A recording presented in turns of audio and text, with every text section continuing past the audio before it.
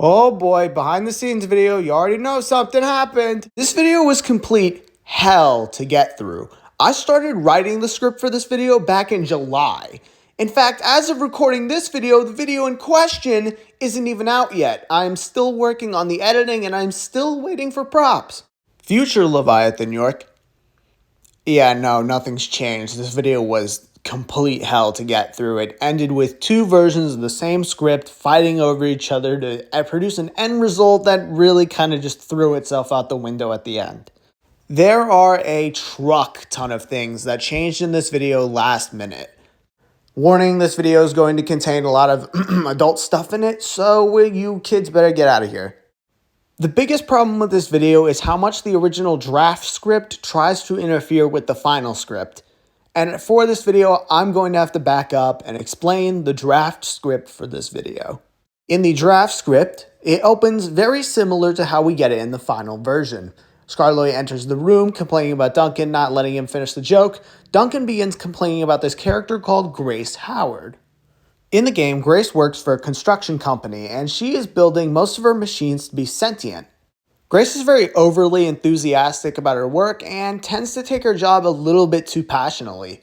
By the end of her character arc, Grace just keeps acting the same way that she was acting before, and it goes absolutely nowhere. And this is where Duncan's talking point comes up. Looks like Grace isn't a machine maniac with the screw loose. Her wealth of professional expertise just shows in unconventional ways. The morals of these stories were never jammed down the kid's throat. They weren't blatant. They weren't in capital letters. They were gently massaged into the framework of the show. This is where Scarloy makes the argument that Duncan just makes the exact same mistakes and that this is probably just something that writers have to do. Duncan decides to go and find another thing to complain about, so decides to start talking about the amount of gooner bait that's in the game. However, Duncan doesn't directly refer to it as gooner bait. He refers to it as stopwatch waving. Scarloy gets confused and stops Duncan for a moment and questions why Duncan isn't using the current phrase gooner bait. And that's because Duncan, I'd like to believe, is very self-arrogant and he just doesn't want to use present-day slang. Scarloy eventually becomes fed up and decides to leave to go and look for Rheneas. And that brings us to the end of Draft 1. Now we're going to be moving on to Draft 2. Before we start, let's go over the first one. I think one of the major problems with the first draft was that it was a bit too short. I felt like Grace was a bit too short of a character for me to try and come up with an argument with. And other reasons. And in the second script is where Bernice makes her appearance.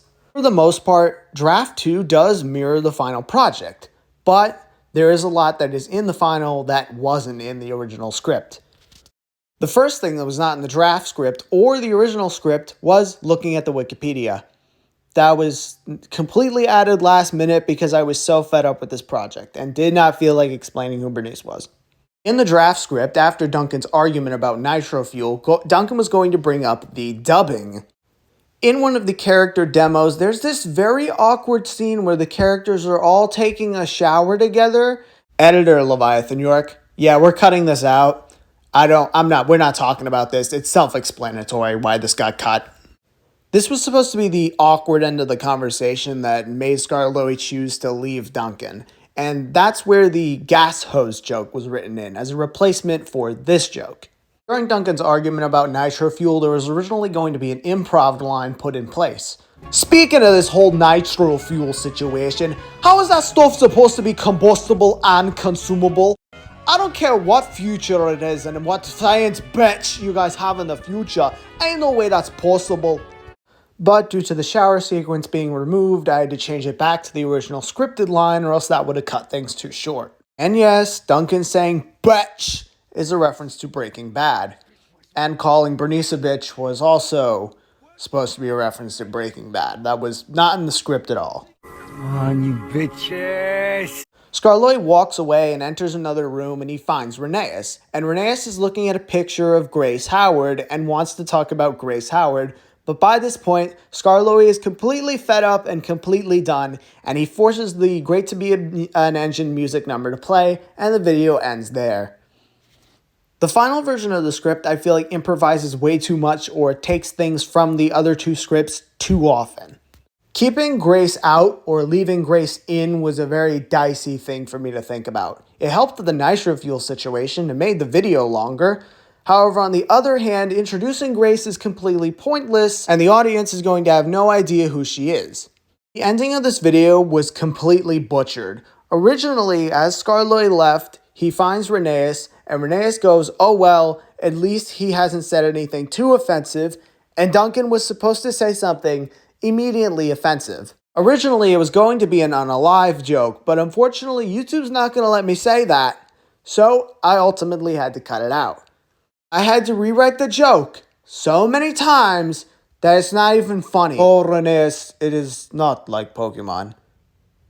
Oh well, at least he hasn't said anything too offensive. "Rusty, that Grace Howard's a filthy fucking clanker supporter." Okay, no, that's too far, Duncan. I tried everything to try and make it work. And by the end of this project, I was so completely fed up that I said, Scarloy just walks out, leaves, and that's the end of the video.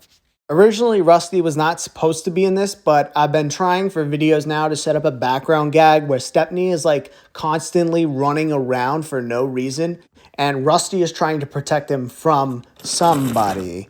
And I think we already know who that somebody is. So he's running around trying to protect Stepney. He sees the conversation. He tries to tell Stepney to go away, and we gotta go. And then he's escorting him around places. For some reason, this sequence was too tricky to film, and I ended up taking it out. The drinking thing we see at the end, that was completely improv. That was not in the script at all. I was just editing the video, and I needed things for cutaways. And I found out in a promotional video that she serves nitro fuel in every fucking glass. We're not going to go down the whole alcohol, not energy drink argument, so we're just going to gloss over that. But I did notice in that cutaway that there's no shot glasses on the table. There's every other glass, but why are shot glasses not included? Did I do multiple takes? Yes, I did multiple takes. You what? I know what you're thinking. Leviathan York, if the video was such a faff, why didn't you just not make it? And the answer to that is I've gone through too many anime gacha games to give up. I have seen things you wouldn't believe. I have lost things you will never understand. And I know things, secrets that must never be told, knowledge that must never be spoken. Knowledge that will make Parasite God's place. Originally, I was going to bring up the episode of Better Call Saul where the kids chop off their teacher's head. They had sex with a head. I didn't think that could be a fetish, but apparently it is.